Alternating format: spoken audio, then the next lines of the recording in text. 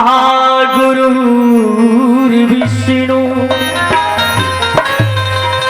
गुरुर्देव महेश्वरा गुरुर्साक्षात् परब्रह्म तस्मै श्री गुरुवे नमः। जोहार संगवारी हो, अगर आप मतलब हमारी वीडियो पसंद ही सोई तो वीडियो ला लाइक करो और चैनल ला सब्सक्राइब जरूर करो और हाँ बेल आइकन ला जरूर दबाओ ताकि हमार नवा अवैया वीडियो आप मतलब सबले पहले मिले।